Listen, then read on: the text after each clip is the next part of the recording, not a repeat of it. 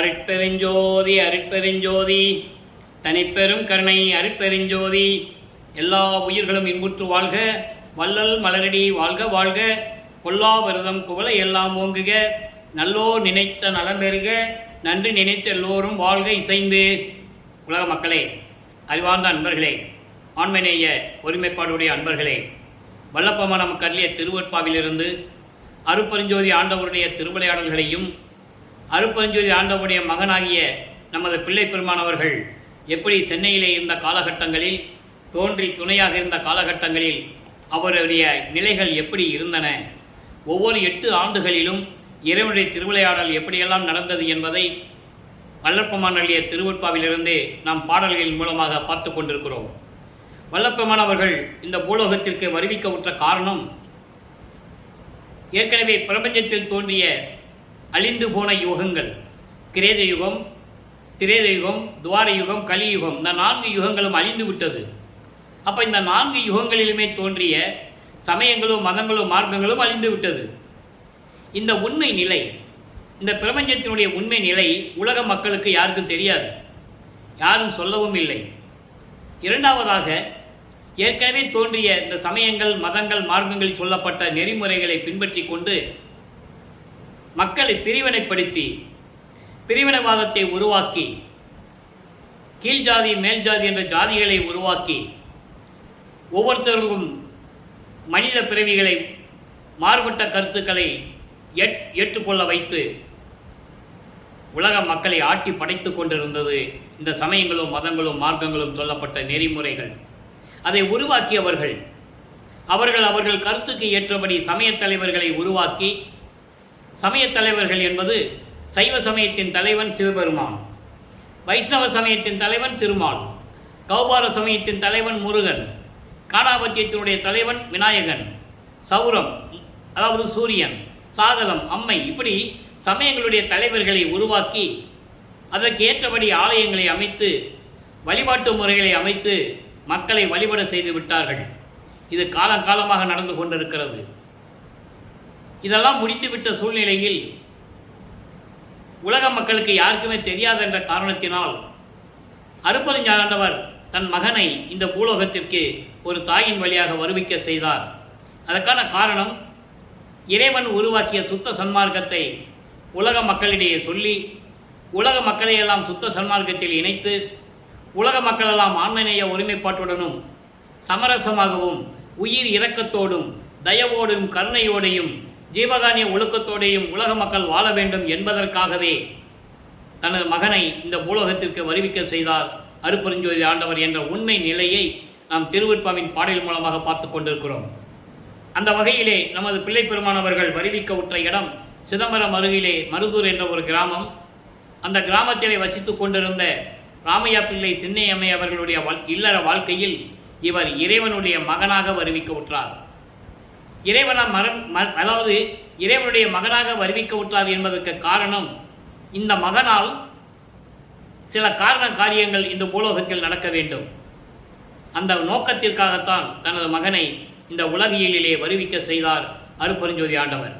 அப்படி வருவிக்க உற்ற நமது பிள்ளை பெருமானவர்கள் ஒரு தாயின் கருவறையிலே இருக்கும்போது தெளிவாக சொல்லுவார், உபசாரத்தால் பெற்ற தந்தை என்பான் ஒருவனுடைய சுக்கில பையிலிருந்து, நல்லா கவனிக்கணும், ஏனென்றால் பிள்ளை பெருமானவர்கள் இந்த பூலோகத்திற்கு வருவிக்க உற்று 203 ஆண்டுகள் முடிவடைந்த நிலையிலும் கூட அவருடைய உண்மை நிலைகளை, இறைவனுடைய மகன் என்ற நிலையை உலக மக்களுக்கு யாருக்கும் சொல்லவில்லை. அந்த நிலையை கூறுவதற்காகத்தான் இந்த வள்ளலார் ஊழியன் இந்த பணியை செய்து கொண்டிருக்கிறேன். அவர் சொல்லுவார், உபசாரத்தால் பெற்ற தந்தை என்பான் ஒருவன். யார்? அவர்தான் ராமையா பிள்ளை. உபசாரத்தால் பெற்ற தந்தை என்று கூறுவார். காரணம், அவர்கள் இந்த மகனை பெற்று தர வேண்டும், இறைவனுடைய கட்டளை அது. அப்போ அவருடைய சுக்கில பையிலிருந்து விந்து அணுவாக இருக்கின்ற எண்ணெய் உபசாரத்தால் பெற்ற தாய் என்பால் ஒருத்தியின் கருவறையிலே சேர்க்க வைத்து அங்கே பிண்ட வடிவத்திலே, பௌதிக வடிவம் என்று கூறுவார், பிண்ட வடிவத்திலே நான் உருவாகி கொண்டிருந்த போது அந்த தாயின் கருவறை இருட்டாக இருக்கிறது என்று நான் கூறும்போது எனது தந்தை அருட்பெருஞ்சோதி ஆண்டவர் ஒளி காட்டினார், வெளிச்சத்தை காட்டினார். அதை பார்த்து நான் மகிழ்ந்தேன். அதன் பிறகு எனக்கு பசி என்று கூறும்போது, தந்தையை எனக்கு பசிக்கிறது என்று கூறும்போது என் தந்தை கருவறைக்கே வந்து எனக்கு அருளமுதம் ஊட்டினார். காற்று வரவில்லையே தந்தையை, உடம்பு புழுக்கமாக இருக்கிறது என்று கூறும்போது எனது தந்தை அமுதக்காற்று தென்றல் காற்று வீசினார். இதெல்லாம் ஒரு தாயின் கருவறையிலே இருக்கும்போது நடக்கிறது. இறைவனுடைய திருவிளையாடல். இறைவனுடைய திருவிளையாடல் 1/1/1823 தொடங்குகிறது. 30/1/1874 இரவு 12 மணி வரைக்கும் 51 ஆண்டுகள் அருட்பெருஞ்சோதி ஆண்டவருடைய திருவிளையாடல் நடக்குது. இந்த 51 ஆண்டுகளை 8 ஆண்டுகளாக பிரித்து தனது மகனுக்கு எப்படியெல்லாம் அருளை கொடுத்தார் என்ற நிலையை தான் திருவருட்பாவின் பாடலின் மூலமாக நாம் பார்த்து கொண்டிருக்கிறோம். அப்படி நமது பிள்ளை பெருமான்கள் வருவி கூற்ற பிறகு 5 மாத குழந்தையாக இருக்கும்போது சிதம்பரத்திலே தன் மகனுக்கு சிதம்பர ரகசியத்தை காட்டியது. சிதம்பர ரகசியம் என்பது, சிதம்பரம் என்பது அருட்பெருஞ்சோதி ஆண்டவருடைய பெயர். அதான் அந்த ஊருக்கு பேருக்கு நிலைச்சு நின்றுடுச்சு. அதான் சிதம்பர ராமலிங்கம் என்று கையொப்பம் விடுவார் நமது இறைவன் வல்லப்பெருமான் அவர்கள். சிதம்பரம் என்பது அருட்பெருஞ்சோதி தந்தையின் பெயரை இன்சிலா போடுறார், வேற ஒன்றும் இல்லை. அப்போ 5 மாத குழந்தையிலேயே தனக்கு அந்த சிதம்பர ரகசியத்தை காட்டியது. சிதம்பர ரகசியம் என்பது வெட்ட வெளியாக காட்டியது. அது பாடலிலே இருக்கின்ற விளக்கங்களை எல்லாம் தெளிவாக பார்த்து விட்டோம். ஆக இந்த நிலையெல்லாம் முடிந்த பிறகு ராமையா பிள்ளை அவர்கள் காலமான உடனே, அதாவது இறந்த உடனே, சின்னையம்மையார் அவர்கள் 5 குழந்தைகளை அழைத்து கொண்டு, ஏற்கனவே அவர்களுக்கு பிறந்த குழந்தைகள் 4 பேர், 2 ஆண் 2 பெண்ணு, அவர்கள் பிறந்தவர்கள். 5வது மகனாக வருவிக்க உற்றவர் நமது பிள்ளை பெருமான் அவர்கள் இறைவனால் வருவிக்க உற்றவர். வருவிக்க உற்றவருக்கு மரணம் இல்லை, அவர் ஒவ்வொரு யுகத்திலேயும் இருக்கின்றவர் என்ற நிலையை நீங்கள் புரிந்து கொள்ள வேண்டும். 5 குழந்தைகளை அழைத்து கொண்டு பொன்னேரி பக்கத்தில் இருக்க சின்ன காவனம் என்று ஊருக்கு அழைத்து செல்லுகிறார்கள். அவர் தான், அந்த ஊர் தான் அந்த அம்மா பிறந்த ஊர். சில காரணங்களால் அங்கே இருக்க முடியவில்லை. அதனால் சென்னையிலே வந்து குடியேறுகிறார்கள். ஏழுகணர் பகுதியிலே இருக்கின்ற வீராசாமி தெருவிலே குடியேறுகிறார்கள். இதுதான் முன்னுரை. இதன் பிறகு நமது பிள்ளை பெருமான் அவர்கள் குழந்தை இறைவன் வளர்ந்து கொண்டிருக்கிறார். அவரை பள்ளியில் சேர்க்க வேண்டிய காலம் வந்து விட்டது. கொண்டு போய் பள்ளியில் சேர்க்குறாங்க படிக்கிறதுக்கு. படிக்க முடியாதுன்னு வந்துட்டார். படிக்க முடியாதுன்னு வந்துட்ட காரணம், அங்கே இறைவனுடைய திருவிளையாடல் நடக்குது. இதெல்லாமே அன்பர்களே, நான் ஏற்கனவே கூறியது போல இங்கே கூறப்படும் விளக்கங்கள் அத்தனையுமே கற்பனை அல்ல, கதை அல்ல, திருவருட்பாவின் பாடல்களில் இருக்கின்ற விளக்கங்கள் என்பதை இங்கே நான் பதிவு செய்ய முதலில் கடமைப்பட்டிருக்கிறேன். அப்போ தனது மகன் இந்த உலகியலிலே எந்த சந்தை படிப்பை படிக்கக்கூடாது, எந்த ஆசிரியரிடமும் தன் மகன் கல்வி கற்கக்கூடாது, தனது மகன் யாரையும் குருவாக ஏற்றுக்கொள்ளக்கூடாது. இந்த நிலையில் இறைவனுடைய திருவிளையாடல் நடந்து கொண்டிருக்கிறது. ஏன் தன் மகனை சமயங்களில் ஈடுபட வைத்தார் என்பதை நாம் போக போக விளக்கங்களிலே பார்த்து கொண்டிருக்கிறோம். சமயங்களிலே இருக்க வேண்டும், சைவ சமயத்தின் தலைவனாகிய சிவபெருமானை வழிபட வேண்டும், நமச்சிவாயா சிவாய நம என்று சொல்ல வேண்டும். அதன் பிறகு இது பயனற்றது என்று சொல்ல வேண்டும். அந்த நிலைக்காகத்தான் வல்லப்பெருமானவர்கள் சென்னையிலே 33 ஆண்டுகள் சமயங்கள், மதங்கள், மார்க்கங்களில் சொல்லப்பட்ட நெறிமுறைகளை பின்பற்றி கொண்டிருக்கிறார். ஆக அடிப்படையில் நமது பிள்ளை பெருமானவர்கள் ஒரு சைவ குலத்தில் இருந்து வருவிக்க உற்றதனால் சைவ சமயத்தின் தலைவனாகிய சிவபெருமானை ஏற்றுக்கொண்டு நமச்சிவாயா சிவாய நம என்று மந்திரங்களை சொல்லி சரிய கிரிய யோகம் என்ற 12 நிலைகளில் இருந்து கொண்டு திருநூரை பூசிக்கொண்டு, ஏன்னா சைவ சமயத்தின் அடையாளம் அது, பூசிதான் ஆகணும். இது ஏன் இவ்வளவு தூரம் நம்ம சொல்கிறோம்னா, சுத்த சமாக்கத்தை பெற்ற பிறகு நிலை மாறும். அப்போ உங்களுக்கு அந்த வேறுபாடு தெரியணும். உத்தராட்சமணியை கழுத்தில் மாட்டிக்கிட்டு இப்படியெல்லாம் இருந்து கொண்டிருக்கிறார் நமது பிள்ளை பெருமான் அவர்கள். பள்ளியில் கொண்டு சேர்க்குறாங்க, படிக்க முடியாதுன்னு வந்துட்டார். தனியாக ஒரு இடத்தை நாடுகிறார். அதுதான் கந்தகோட்டம். அங்கே ஒரு முருகன் கோயில் இருக்குது. எல்லாரும் எந்திரிக்கும்னால இவர் எந்திரிச்சு போயிடுவார். ஏன்னா அங்கே தொல்லை, பிரச்சனைகள்.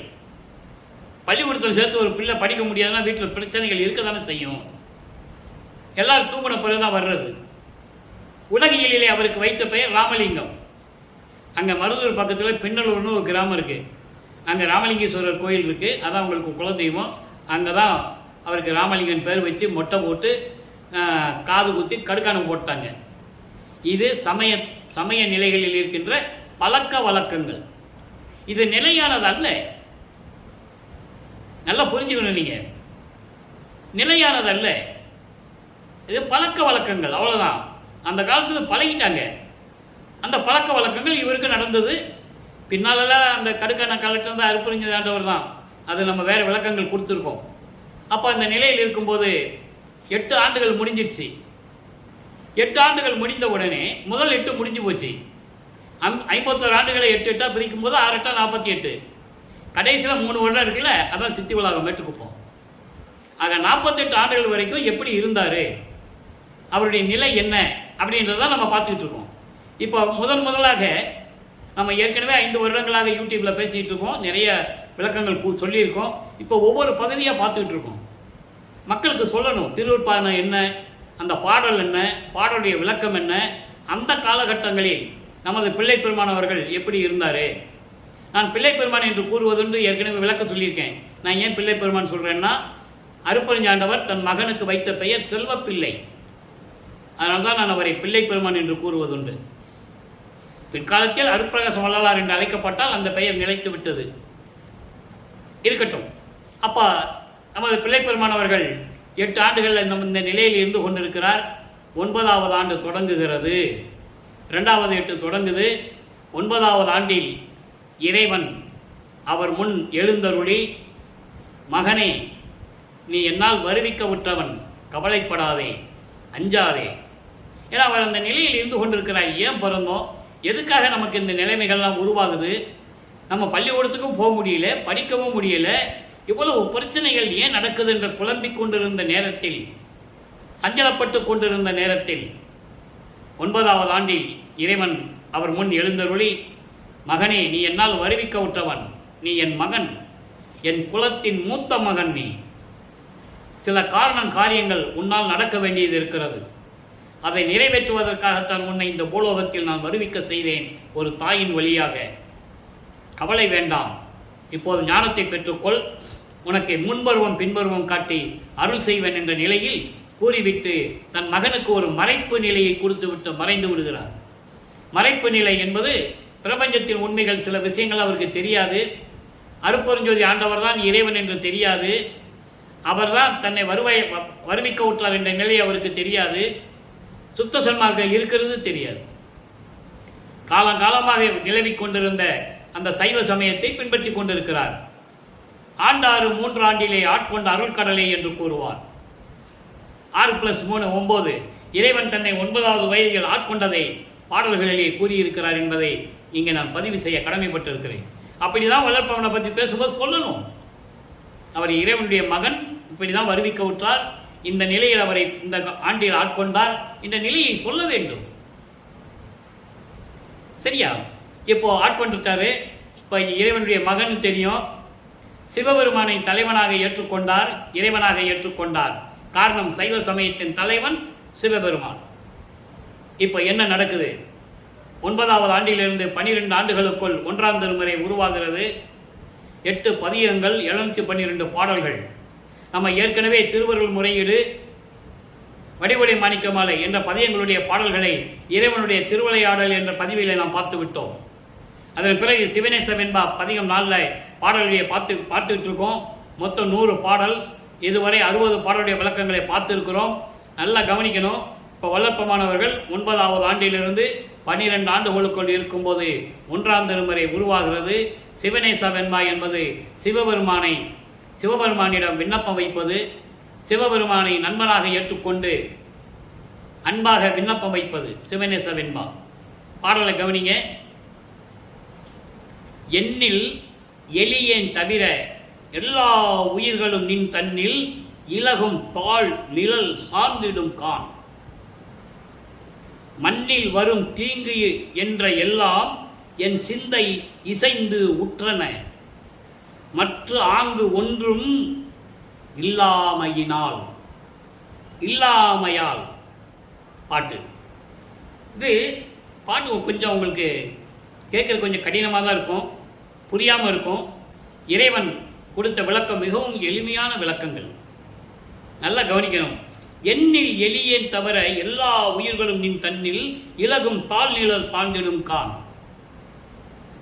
என்னை பற்றி நினைக்கும் போது என்னை இந்த பூலோகத்துக்கு நீ வருவிக்க செய்து விட்டாய்.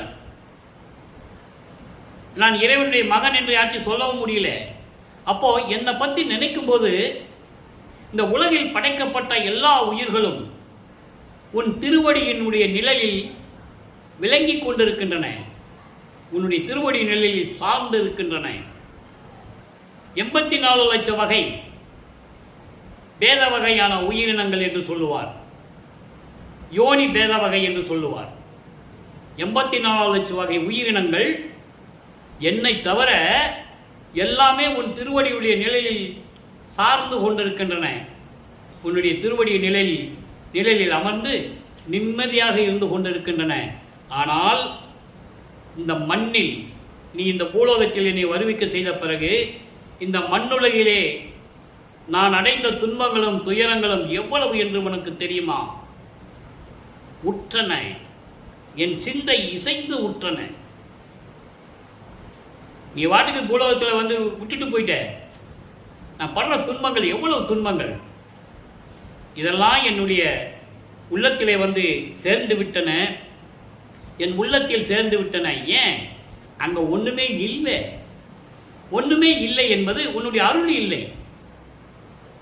மற்ற அங்கு ஒன்றும் இல்லாமையால் எல்லா துன்பங்களும் துயரங்களும் கவலைகளும் பயமும் அச்சமும் என் உள்ளத்தில் வந்து சேர்ந்துருச்சு.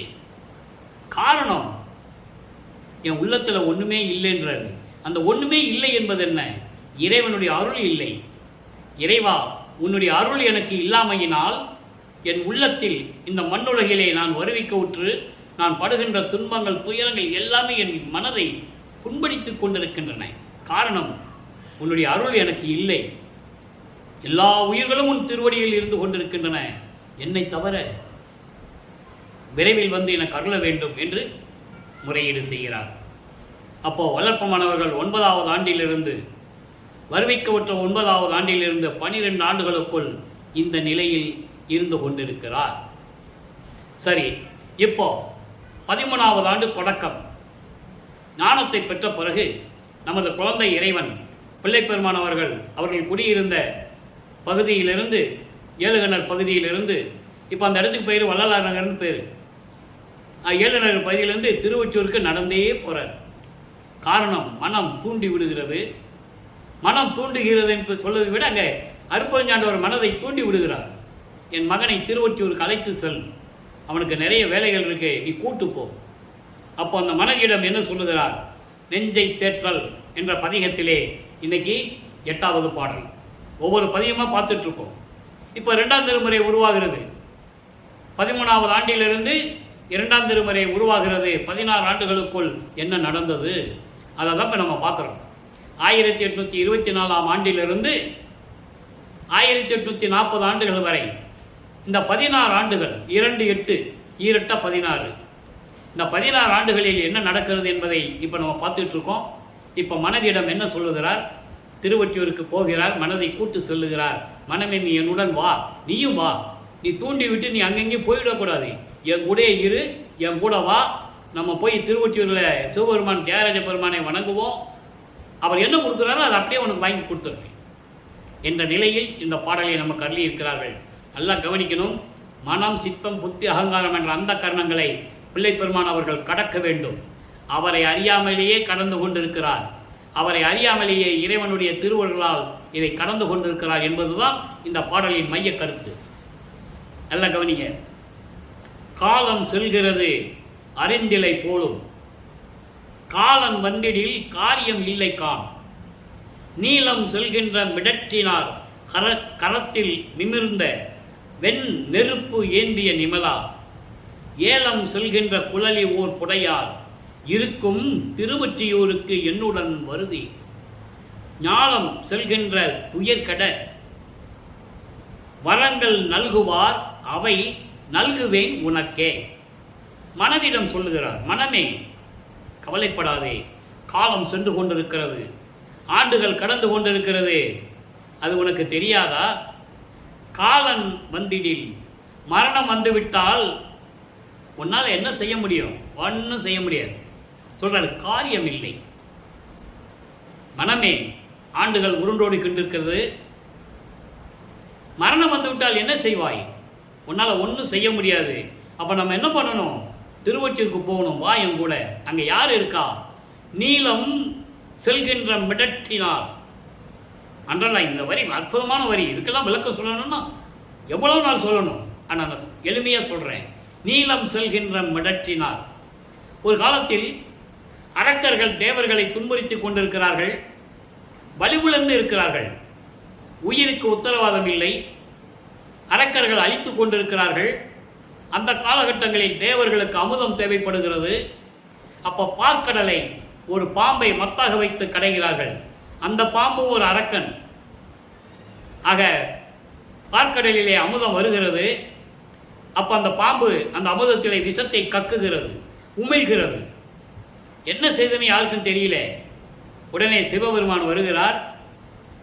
இது புராணங்களில் சொல்லப்பட்ட திருவிளையாடல்கள். அதை வல்லப்பெருமான் கூறுகிறார். காரணம், இவரும் இப்போ சைவ சமயத்தில் இருந்து கொண்டிருக்கிறார். அதனால் சிவபெருமானை பற்றி சொல்லிக் கொண்டிருக்கிறார். அப்புறம் அந்த விஷத்தை எடுத்து தான் உண்டு இந்த கழுத்தில் நிறுத்தி கொண்டார். மிடற்றினார். மிடற்றி என்பது கழுத்தில் நிறுத்தி கொண்டார். அப்படிப்பட்ட இறைவன், கையிலே நெருப்பை ஏந்தி கொண்டிருக்கின்ற இறைவன், கரத்தில் நிமிர்ந்த நெருப்பு ஏந்திய நிமலா. நிமலா என்பது மலங்களை கடந்த இறைவன். ஆணவம், கண்மம், மாயை, மாமாயை, துரோதை என்ற 5 மலங்களை நீக்கிய இறைவன். அவன்தான் நிமலன். நிமலன் என்று சொல்லுவார், அமலன் என்று சொல்லுவார். இப்போ சிவபெருமான சொல்லுவார். அப்புறம் சிவபெருமான் ஒரு பதத்தலைவன் சொல்லி நினைத்த பிறகு, சுத்த சன்மார்க்கத்து வந்த பிறகு அருட்பெருஞ்சோதி ஆண்டவரை சொல்வார், நிமலன், அமலன், விமலன் அப்படிலாம் சொல்லுவார். மலங்களை நீங்கிய இறைவன்.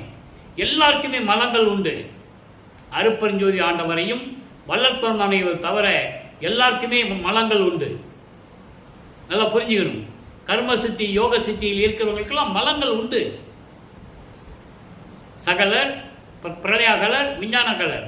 விஞ்ஞானகலர் ஆணவம், 1 மலம் உடையவன். பிரளயகலர் 2 மலம் உடையவன். சகலர் 5 மலங்களையும் உடையவன்.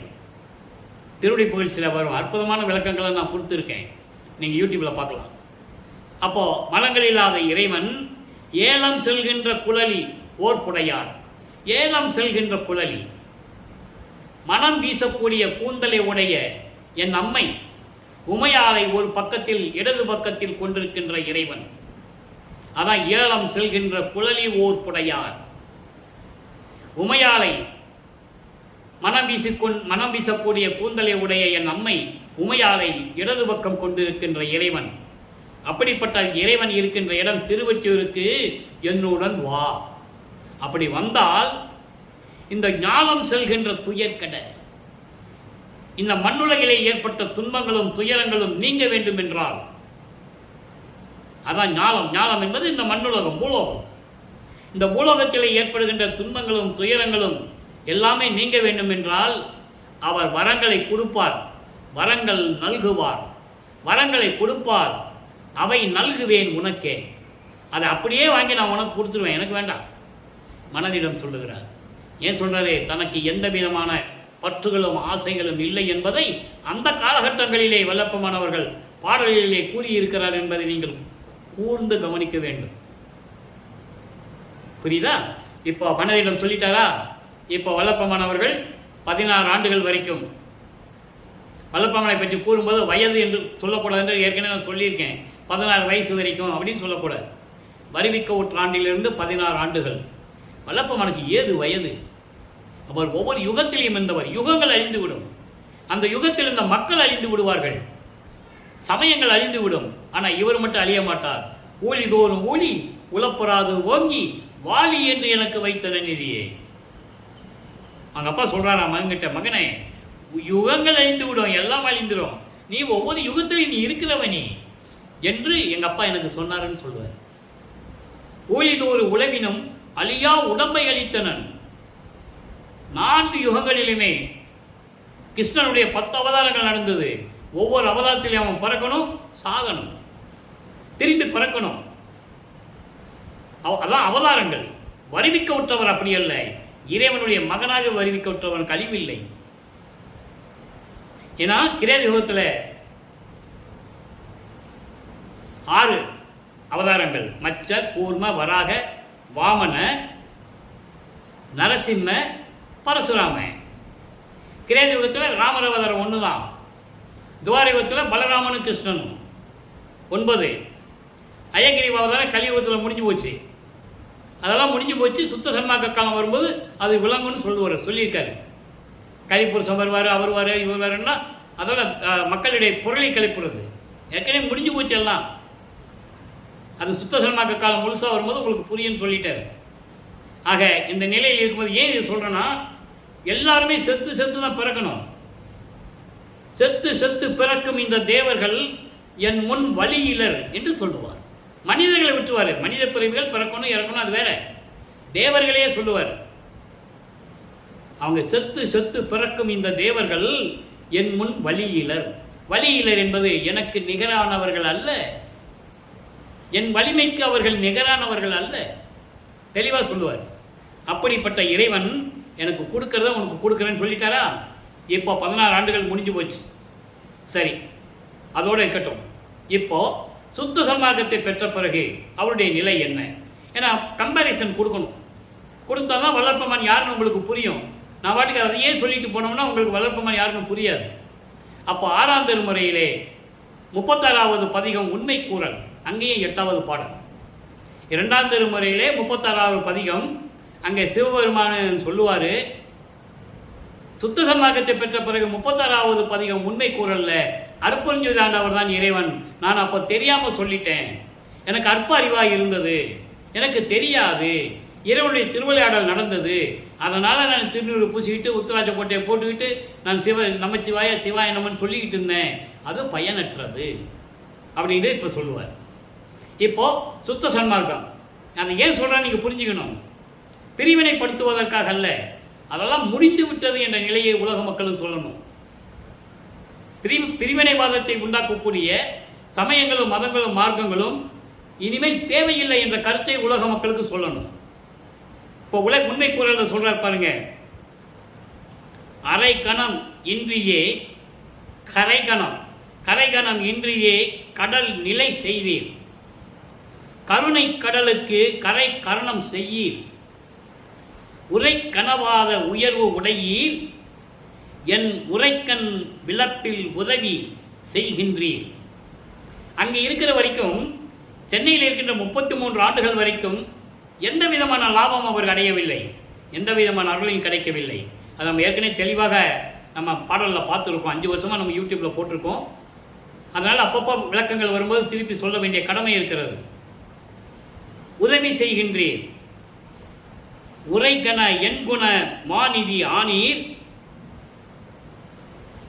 வாய்மையில் குறித்தனும் வரவு கண்டல்லால் அரைக்கணம் ஆயினும் தரித்திட மாட்டேன் அருப்பெருஞ்சோதியீர் ஆணை நும்மீதே. இப்போ சுத்த சன்மார்க்கத்தை வாங்கியாச்சு, எல்லாருலையும் வாங்கியாச்சு. திருப்பி அவங்க அப்பா கூப்பிடுறாரு, நீ வரணும்னு கூப்பிடுறாரு. இந்த நிலை நடக்கும்போது வளப்பமானவர் தர்மசாலையில் இருந்து கொண்டிருக்கிறார். 48 ஆண்டுகளுக்குள் இருந்து கொண்டிருக்கிறார் இந்த நிலை நடக்கும்போது. அப்போ எல்லாருலையும் அவர் வாங்கிட்டார். அண்டங்களை கடந்து ஒரு நெடியில் போயிடுவார். இங்கே எல்லாம் தேடுவாங்க ராமலிங்கத்தை காணன்னு. அவர் சுத்த சிவஞான வெளியில் இருப்பார். பரவெளி, பரம்பரவெளி, பராபரவெளி, பெருவெளி, பெருசுகவெளி, இப்படி வெளிகளெல்லாம் கடந்து அண்டங்களை கடந்து அங்கே போய் நிற்பார். அங்கே சத்தியஞான சபை இருக்குது, அங்கே போயிடுவார் எங்கள் அப்பா பார்க்குறது. இங்கே சத்தியஞான சபை வடலூரில் நிறுவனது நம்ம மக்களுக்காக. நல்லா புரிஞ்சுக்கணும் நீங்கள். ஏன்னா மக்கள் அங்கே போக முடியாது இல்லையா, அதனால் இங்கே நிறுவினார். இப்போ இந்த பாட்டுடைய விளக்கம் பாருங்க. கரை கணம் இன்றியே கடல் நிலை செய்தீர். கடலுக்கு கரை இருக்கா? கடலுக்கு கரை இல்லை. அப்புறம் ஏன் கடல் பொங்கி வரமாட்டேங்குது? நல்லா யோசிக்கணும். கடலுக்கு கரை இல்லாமல் நீங்கள் கடல் நிலையை நிலையாக இருக்கும்படி செய்தீர். கடல் பொங்குனா என்ன ஆகும்? உலகம் அழிஞ்சிடும். ஏன்னா 4 பாகத்தில் 3 பங்கு கடல். இந்த பிரபஞ்சத்தில் 3 பங்கு கடல் இருக்குது, 1 பங்கு தான் நிலம். கடல் பொங்குச்சுன்னா உலகம் அழிஞ்சிடும். அப்போ அது நிலையாக இருக்கும்படி செய்தீர். அது அகவலில் சொல்லுவார் பாருங்க. கடலவை அனைத்தும் கரையின்றி நிலையுற அடல் அனல் அமைத்த அருப்பெருஞ்சோதி. இப்போ இது ஏன் சொல்றேன்னா, இப்போ இந்த வரிக்கு விளக்கம் சொல்லிட்டு நான் போயிடலாம். கரை கணம் இன்றியே கடல் நிலை அமைத்துன்னா கடலுக்கு கரை இல்லைப்பா அப்படின்னு சொன்னாருன்னு சொல்லிட்டு போயிடலாம். அது நமது நோக்கம் அல்ல. அது அகவல்ல எப்படி சொன்னாரு? கடல் அவை அனைத்தும் கரையின்றி நுழைகிற எல்லா கடலும் கரை கிடையாது, ஆனால் நிலையுற அது அப்படியே இருக்கும்படி நீ செஞ்சிருக்க. எதுக்கு? அடல் அனல் அமைத்த அருப்பெருஞ்சோதி. அது ஏன் கடல் அப்படியே இருக்குது? உள்ள அக்னி இருக்கு, நெருப்பு இருக்கு, உள்ள அக்னி இருக்கு. அப்போ அந்த அக்னி இந்த நீரை என்பது நீராவியாக்கி மேலே கொண்டு போகுது. சூரிய ஒளியால் நீராவியாகி மேகங்கள் உண்டாவதில்லை என்பதை வல்லப்பமானவர்கள் தெளிவாக கூறியிருக்கிறார்கள். மக்களை ஏமாற்றிக் கொண்டிருக்கிறார்கள். சூரியனுடைய வெப்பத்தினால் ஆவியாகி சென்று கொண்டிருக்கிறது என்று. அப்படி அல்ல. பூமிக்கடியிலே நெருப்பு இருக்கு, தீப்பிழம்பு இருக்கு. அது கடல் நீரை நீராவியாக்கி அனுப்பி விடுகிறது. அப்ப கடல் மட்டம் குறையும், திருப்பி ஆறுகள் எல்லாம் வந்து சேரும். முன்னீர் கொண்டது கடல் நீர், ஆற்று நீர், ஊற்று நீர், மழை நீர், மூணு சேர்ந்தது தான் கடல் நீர். அப்போ ஆட்டோமேட்டிக்கா நீராவியாகி போகும், திருப்பி தண்ணியெல்லாம் உள்ள போகும், நிலை சரியா இருக்கும். இது யாருடைய செயல்? அருப்பெருஞ்சோதி ஆண்டவருடைய செயல் என்பதை இங்கே தெளிவாக கூறியிருக்கிறார். கடல் அவை அனைத்தும் கரையின்றி நிலையுற அடல் அனல் அமைத்த அருப்பெருஞ்சோதி. அதான் இந்த வரிக்கு விளக்கம். அதே நேரத்தில் கருணை என்ற கடலுக்கு கரை வச்சிடாதன்றது. அதுக்கு நீ கரை போட்டுக்கோ, அணை போட்டுக்கோ, என்ன வேணா போட்டுக்கன்னு நீ செஞ்சிட்ட. ஆனால் கருணை கடலுக்கு நீ கரை போடக்கூடாது.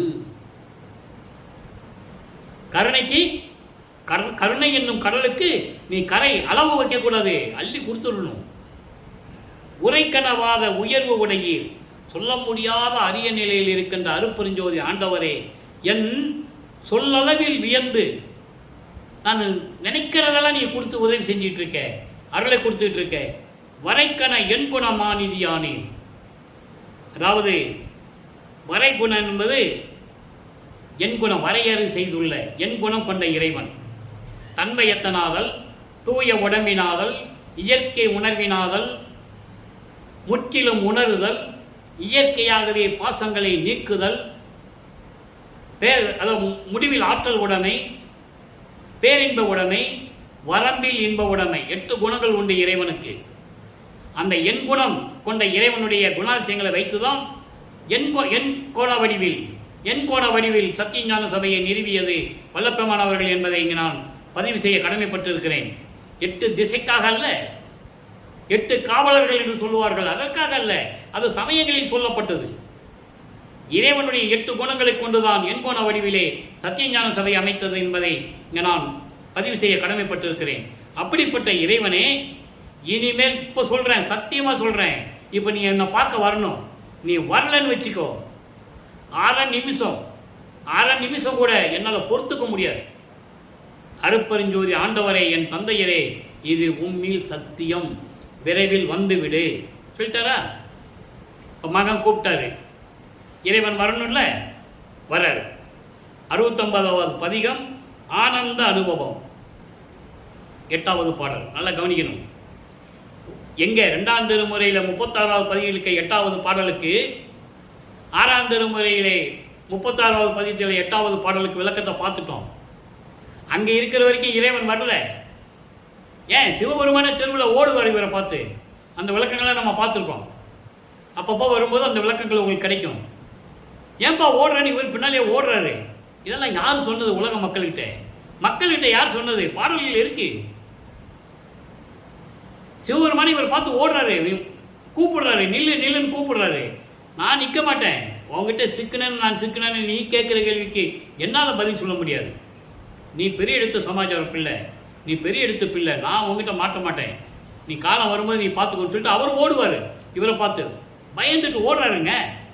திருவருட்பால் இருக்கு. இவங்க என்ன சொன்னாங்க வளர்ப்பாமலை பற்றி சொல்லும்போது? அவர் திருவட்டில் தெருவாக போவார், ஒவ்வொரு தெருவாக சுற்றிக்கிட்டு திரிவார்.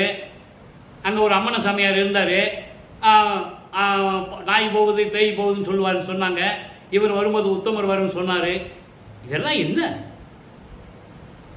அந்த சாமியாருக்கு முத்தி கொடுக்கணும் தான் இவர் பூலோகத்துக்கு வராரு. அதனால தான் அந்த சாமியார் அங்கே இருக்கிறாரு. அதுக்கப்புறம் இவர் சொல்லுவார், நீ வேலூருக்கு போயிருப்பா, நீங்கள் இருக்கக்கூடாது, நீ போய் யார்ட்டையும் சொல்லாத, ஓடி போயிருன்றார். அவர் அதுக்கப்புறம் போயிடுவார். நல்லா புரிஞ்சுக்கணும் நீங்கள். இதெல்லாம் இறைவனுடைய திருவிளையாடல். அவனுக்கு முத்தி கொடுக்கணும் அந்த சாமியாருக்கு. இவரால் தான் முடியும். அதனால தான் அவர் அங்கே இருக்கிறாரு சாமியார். அதனால இவர் திருவொற்றியூருக்கு போகிறாரு. இவர் தெருவில் சுத்த போகலை. நல்லா புரிஞ்சுக்கணும் நீங்கள். அவர் எல்லா அருளையும் கொண்டவர் வல்லப்பம்மன் அவர்கள். ஆக இப்போ ஆனந்த அனுபவத்தில் என்ன சொல்கிறாரு? நான் விளக்கம் சொல்லணும்னா எவ்வளோ வேணாலும் பேசலாம், ஆனால் நமக்கு நேரம் பத்தலை. இப்போ ஆனந்த அனுபவத்தில் சொல்கிறார் பாருங்க, கொண்டான் அடிமை வான்னு கூப்பிட்டார்ல, அப்போ அவர் வரணும்ல. கொண்டான் அடிமை குறியான் பிழை ஒன்றும் கண்டான் கழித்தான் கலந்திருந்தான் பண்டாய நான்மறையும் ஆகமும் நாடும் திருப்பொதுவில் வான்மயத்தான் என்னை மகிழ்ந்து வான்மயத்தான். வான்மயத்தான் என்பது சுத்த சிவஞான வெளியிலே இருக்கின்ற இறைவன் அருட்பெருஞ்சோதி ஆண்டவர் என்னை மகிழ்ந்து கொண்டான் அடிமை. அப்படி படிக்கணும் இந்த பாடலை. அப்போ இறைவன் இங்கே வந்துட்டாரு. நான் வான் கூப்பிட்டேன், இறைவன் வந்துட்டாரு. எப்படிப்பட்ட இறைவன்? பண்டாய நான்மறையும், இந்த பிரபஞ்சத்தில் சொல்லப்பட்ட 4 வேதங்கள் இருக்கிறதே, பழங்காலத்து வேதங்கள், ரிக் வேதம், யசுர் வேதம், சாம வேதம், அதர்வன வேதம். இந்த 4 வேதங்களுமே சமயத்தின் தலைவனாகிய சிவபெருமானை பற்றியும் பாடியதில்லை. பிரம்மனை பற்றியும் இந்திரனை பற்றியும் சிறு தெய்வங்களை பற்றியும் பாடியது, நாகதேவதைகளை பற்றி பாடியது இந்த 4 வேதங்களும். அப்போ இந்த 4 வேதங்களும் 28 ஆகம நூல்கள், சிவநெறி நூல்கள் 28 நூல்களும் இறைவனை வணங்கி கொண்டிருக்கின்றன. உண்மையான இறைவனை எங்கே? சத்தியஞான சபையில், சுத்த சிவஞான வெளிக்கும் சத்தியஞான சபையில் இருக்கின்ற அப்படிப்பட்ட இறைவன், வேதங்களும் ஆகங்களும் வணங்கி கொண்டிருக்கின்ற இறைவன் இங்கே வந்தான். நான் அழைத்தேன் என் தந்தையை, வந்தான், என்னை மகிழ்ந்து கொண்டான் அடிமை, என்னை ஏற்றுக்கொண்டான். புரியான் பிழை ஒன்றும், நான் செய்த தவறுகளை எதுவுமே மனதில் வைத்துக் கொள்ளவில்லை. என்ன தவறு செய்தார்? அவர் என்ன தவறு செஞ்சிருக்க போறாரு? நல்லா யோசிக்கணும் நீங்க. இந்த தவறு என்பது சமயங்களையும் மதங்களையும் மார்க்கங்களையும் சார்ந்து கொண்டிருந்தேனே விவரம் தெரியாத காலத்தில், அது குற்றம் தானே. என்னன்னாலும் என் மனதில் அதை குத்தி கொண்டிருக்கிறது என்று கூறுவார் ஒரு இடத்துல. வெறிக்கும் சமய குழியில் விளைந்தேன் தன்னை விழாத வகை மறித்து ஒரு பேர் அறிவளித்த வள்ளல் கொடிப்பாட்டில் சொல்லுவார். அப்படி இருந்த சமய குழியில போய் நினைச்சிட்டு இருந்த என்ன தடுத்து பேரறிவு, சுத்த சன்மார்க்க அறிவு, அதான் இங்க சொல்றாரு. என்னுடைய தவறை எல்லாம் அவர் நினைக்கவில்லை. காரணம், அவனால தானே நான் இருந்தேன், இறைவனுடைய திருவிளையாடல் தானே நான் அங்கே இருந்தேன். அதனால் அது ஒன்றும் என் தந்தை நினைக்கவில்லை. என்னை கண்டான், கழித்தான், பேரின்பமானான். என் தந்தை என்னை பார்த்தவுடனே, மகனை கண்டவுடனே தந்தை மகிழ்வது இயற்கை தானே. நல்லா புரிஞ்சுக்கணும் நீங்க. மகனை பார்த்த உடனே அருப்பஞானுக்கு அவ்வளவு சந்தோஷமா, கழித்தான், கலந்திருந்தான், என்னோட கலந்துட்டாங்க. திடீர்னு பார்த்தா என்னை விட்டு போயிடுவான். எங்க? திருச்சிற்றம்பலத்துக்கு, அங்கே சுத்த சிவஞான வழிக்கு. அவனை விடக்கூடாதுன்னு சொல்லி தான் என்னோட கலந்துட்டு இல்லை, என்னுடைய இருக்கணும்னு சொல்லியிருந்தா இடம் தான் மேட்டுக்குப்போம், சித்தி வளாகம். அங்கே தான் இருக்காங்க அப்பனும் பிள்ளையும். அங்கே இருந்துட்டு தான் பிரபஞ்சத்தை இயக்கிட்டு இருக்காரு. பிரம்மண திருமணம் ஆயுள் காலம் முடிந்து, பதவி காலம் முடிந்து செயலற்று கொண்டு இருக்கிறார்கள். அவங்க தொழில் இப்போ யார் செய்கிறது? பிள்ளை பெருமானவர்கள் 30/1/1874 இரவு 12 மணியிலிருந்து இந்த பிரபஞ்சத்தை 5 தொழில்களையும் செய்து கொண்டு காத்து கொண்டிருப்பவர் நமது பிள்ளை பெருமானவர்கள் என்பதை நீங்கள் புரிந்து கொள்ள வேண்டும்.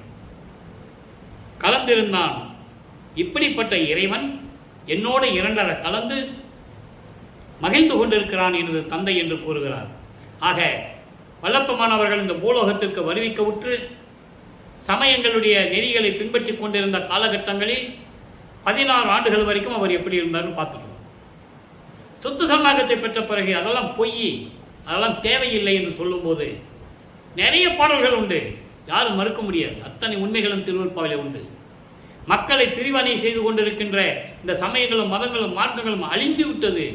ஏன் மக்கள் பின்பற்றிக் கொண்டிருக்கிறீர்கள்? தேவையில்லை, இதை வேரோடு ஒழிக்க வேண்டும், அழிக்க வேண்டும் என்று கூறுவார். அதுதான் இப்போ அரசியலிலே நடந்து கொண்டிருக்கிறது என்பதை நீங்கள் புரிந்து கொள்ள வேண்டும். சமயங்களையும் மதங்களையும் மார்க்கங்களில் கூறப்பட்ட நெறிமுறைகளை, மக்களை பிரிவினை செய்யக்கூடிய, பிரிக்கக்கூடிய சக்திகளை வேரோடு அழிக்க வந்தவர் வல்லப்பமானவர்கள் என்பதை நான் பதிவு செய்ய கடமைப்பட்டிருக்கிறேன். யாரும் மறுக்க முடியாது. அத்தனை ஆதாரங்கள் திருவொற்பாவில உண்டு. குப்பைகள் என்று சொல்லுவார், தீயிட்டு கொளுத்துங்கள் என்று சொல்லுவார். அத்தனையும் திருவொற்பாவில உண்டு. எனவே அன்பர்களே, இப்போ சுத்த சன்மார்க்க காலம் நடந்து கொண்டிருக்கிறது. நம்ம ஒளியுகத்தில் இருந்து கொண்டிருக்கிறோம். அருட்பெருஞ்சோதி ஆண்டவரை வணங்கி, அவர் ஜோதி வடிவில் இருக்கிறார். அருட்பெருஞ்சோதி ஆண்டவரை வணங்கி, பெரிய விஷயம் இல்லை, மண் அகல் விளக்கு, அதில் ஒரு திரியை போட்டு நல்லெண்ணெயை ஊற்றி, இல்லை தேங்காய் ஊற்றி, இல்லை நெய்யை ஊற்றி, ஏதோ ஒன்று ஊற்றி ஏற்றி வச்சு முன்னால் உட்காருங்க. சைவ நெறியில் இருங்க. சைவ நெறி என்பது அசைவ உணவுகளை தவிர்த்து சைவ உணவுகளை மேற்கொண்டு எந்த உயிரையும் கொல்லக்கூடாது, இரக்கம் கொண்டு தயவும் கருணையும் கொண்டு அந்த தீபத்து முன்னால் அமர்ந்து கொண்டு இறைவனை வணங்குங்கள். அருட்பெருஞ்சோதி தான் ஆண்டவர், வல்லற்பமானவருடைய மகன். 2 பேரும் ஜோதியில் தான் இருக்கிறார்கள், ஒரே இறைவனாக இருக்கிறார்கள். அருட்பெருஞ்சோதி அருட்பெருஞ்சோதி தனிப்பெருங்கனை அருட்பெருஞ்சோதிய மகாமந்திரத்தை சொல்லி இறைவனுடைய அருளையும் செல்வங்களையெல்லாம் பெற்றுக்கொண்டு நீங்கள் இந்த வையகத்தில் வாழ்வாங்கு வாழ வேண்டும். நோயற்ற வாழ்வில் வாழ வேண்டும். மரணமில்லா பெருவாழ்வில் நீங்கள் எல்லாம் வாழ வேண்டும் என்பதற்காகவே இறைவன் இந்த பூலோகத்திற்கு வந்து 51 ஆண்டுகள் இறைவனுடைய திருவிளையாடல் நடந்து கொண்டிருந்தது. அதை தான் பார்த்து கொண்டிருக்கிறோம். எனவே அப்படிப்பட்ட இறைவனை வணங்கி நீங்கள் வாழ்வாங்கு வாழ வேண்டும் என்று இந்த வள்ளலார் ஊழியன் உங்களை வாழ்த்தி இறைவனுடைய தயவாலையும் கருணையாலையும் வணங்கி விடைபெறுகிறேன். மீண்டும் நாளை சந்திப்போம். நன்றி, வணக்கம். அருட்பெருஞ்சோதி அருட்பெருஞ்சோதி தனிப்பெரும் கருணை அருட்பெருஞ்சோதி. நாளையும் விளக்கங்கள் வரும். கேட்டு மகிழ்ந்து சுத்த சன்மார்க்கத்தை உணர்ந்து உண்மையான இயற்கை உண்மை விளக்க கடவுளை உணர்ந்து வணங்கி நீங்கள் வாழ்வாங்கு வாழ வேண்டும் என்று கேட்டுக்கொண்டு மீண்டும் ஒரு முறை கேட்டுக்கொண்டு விடைபெறுகிறேன்.